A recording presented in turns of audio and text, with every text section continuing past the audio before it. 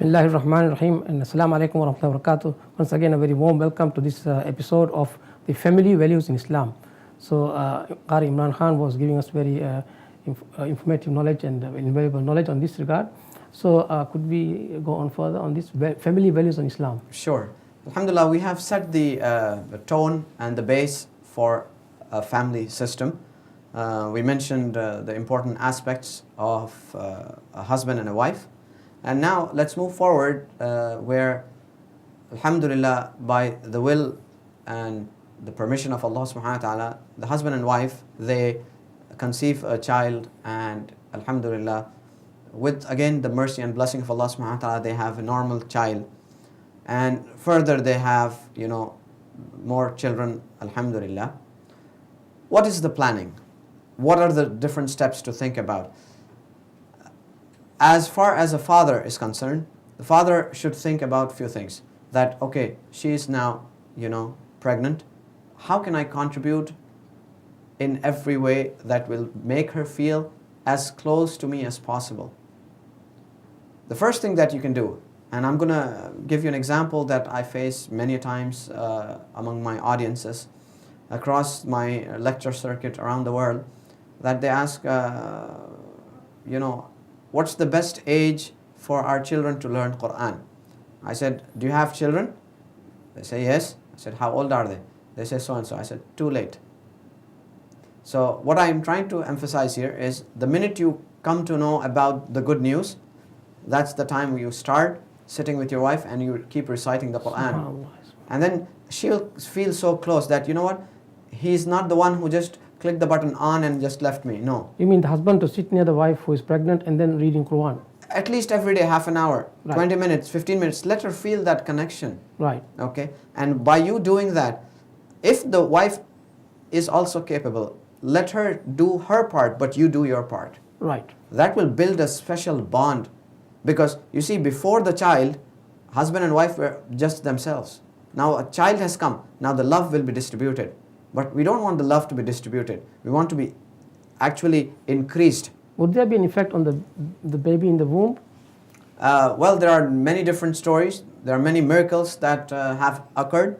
And there is definitely a direct relationship where, whatever good the parents and especially the mother does has an effect on the child. The comfortable heart of the mother will... Exactly. Yeah. All the time, if the person is, smoking and drinking and running and doing yelling and things like that, the child inside will feel so psychological effect on the mother. Yes. Very much so. But if you recite the Quran when the child is born, then you keep reciting the Quran, mashallah, the child will feel and at the first ease. thing when the baby is born, the azan should go to the ears. Definitely. That is also again from the teachings of Prophet Muhammad Sallallahu Alaihi Wasallam, that the shaitan, as soon as a Muslim child is born or any child is born, he attacks from all angles with his army. And if we make adhan in the right ear and iqama in the left ear, so we are covered from both sides, that's the first thing that they hear, otherwise shaitan will attack immediately. And also it's important that you bring somebody who has very good knowledge about Islam so that they can give them good advice. Not just saying congratulations and flowers and just gifts, but some nice nasiha advice related to family values. Alhamdulillah, after a couple of years, they see that, mashallah, that the child is growing. Now it's the responsibility of both the parents to check upon the child how he or she is growing. And as they grow, they will be basically up to scale with what's happening in and around them. They may be going to school. Perhaps at home they did not get a chance to learn, but at school they learned something new. The first school will be home also. First school is the mother's school. Right. They learn most of the things from the love mother. And the care and whatnot. Exactly. Yeah? But what I'm emphasizing more so is the bad words sometimes, the ill manners and screaming and fighting back or talking back to parents. These are some of the things that I believe comes from outside home. Mm-hmm. Okay, whatever they can find at home. Now, if the father and mother, the husband and wife, they're arguing among each other for simple things. Now the child looks at it, says, oh, it's normal. So he reciprocates the same thing, that I don't want food. He says, it's normal. He says, don't do that. Well, you guys do it, so why can't I? So that's it, you have lost the battle. Khalas, that's it, done. And they will not, perhaps the child will not start listening to the parents anymore. No, you have lost the respect, Lost the dignity, respect, yeah. and you can't demand that. So it's very important. Very careful that when the child is born, you have to be super careful how you're going to lead your life. Each and every single statement that you say, whatever step you make, the children are watching you. So it's a very good example for us that we can fix ourselves and be on the straight path, inshallah. When a child becomes a teen, now we have to understand their physiological, psychological and mental state. Right. Why? Because the peer pressure of the society tells them many things. A male or a female may end up in a bad group, bad, friend circle. They may encourage them to take up smoking, perhaps, encourage the Western philosophy of a girlfriend and a boyfriend, and take them to the next level and probably ask them to, exchange phone numbers, get updated on the mobile technology and so many other things. And I would like to say that parents are supposed to talk on a daily basis, not weekly basis or monthly basis whenever you do get a chance. No. Indirectly to monitor the actions, right? Exactly. It's your responsibility. You have to know. These days, the studies have become little more complicated than before. So normally after school, many students, they go for extra tuition, extra tutoring. Yeah.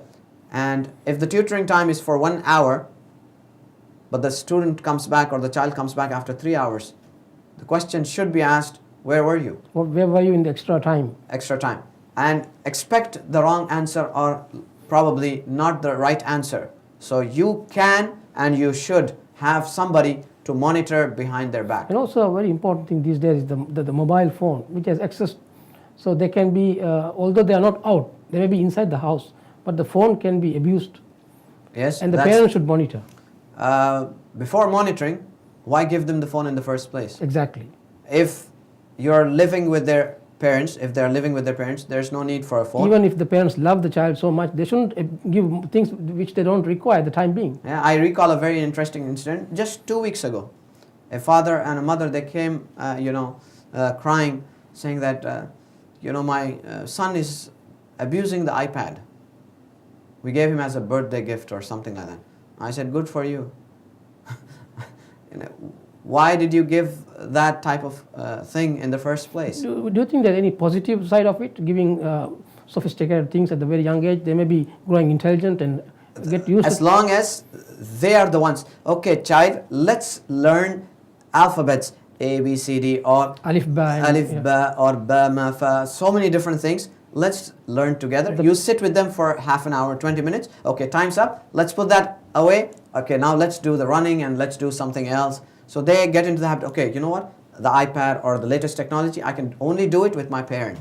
I would like to just highlight one more point. The early morning Fajr time, after Fajr, which is a very good time to learn and do the revision part. So the parents should sit with them, do you think?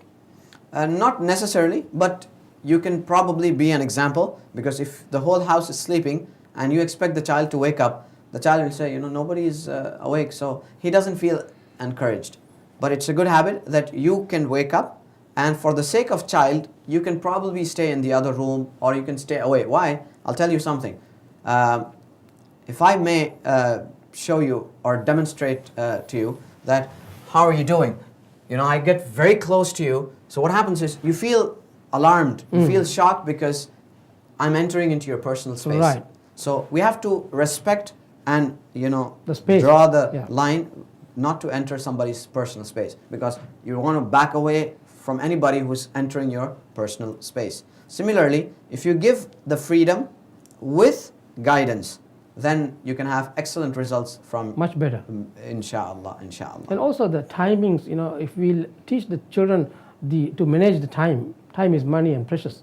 So parents could be very helpful on that, the values.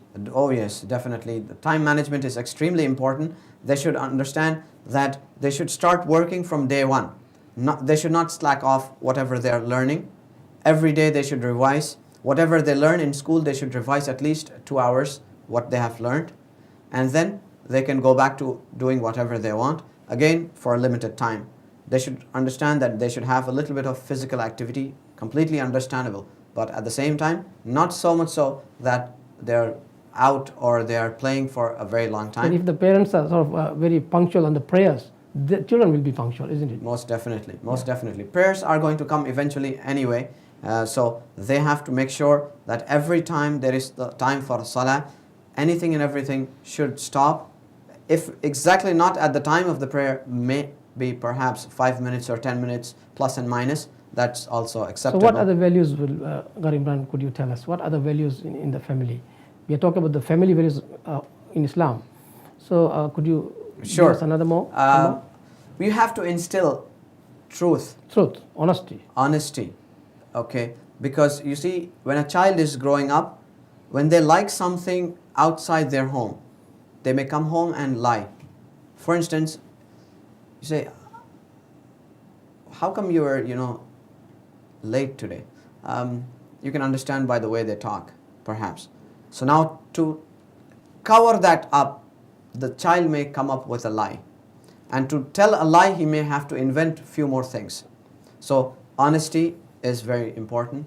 Trusting our child is good, but at the same time, we have to look from the eagle's eye. Like we have to be very careful. Yes, and to teach the children the honesty, the parents should not say things that they are not going to do. Definitely. Like, I will bring you this and that, and then don't bring it, which is teaching them to lie. So I think that is also... very good, very good. يَا أَيُّهَا الَّذِينَ آمَنُوا لِمَ تَقُولُونَ مَا لَا تَفْعَلُونَ. Right. Direct proof from the Quran that, oh, you who believe, do not say something of which that you yourself do not do. And then if they start lying, and that will be very dangerous, isn't it? Oh, highly dangerous, highly dangerous. In their workplace, future, they will be perhaps Anything, cheating. everything. Cheating will be a normal thing for them. Not just lying, but there is a common problem also sometimes of stealing. And stealing with a good reason. That they want some extra money that they want to use in the canteen probably. Or at college they want to spend money with their friends. They want to just go out and have a good time. Yes? How about just asking directly to parents, Dad, Mom, can I have some extra cash this time around? We are going out for such and such thing. And inshallah, the next time I will understand and not take money from you. So Qari Imran Khan, thank you very much once again for the valuable knowledge and information you have given us. And may Allah SWT bless you for that. And with this, we come to the end of this episode, Family Values of Islam. Inshallah, we'll come back to you again on this program, Islamic Awakening, inshallah. Assalamu alaikum wa rahmatullahi wa barakatuh.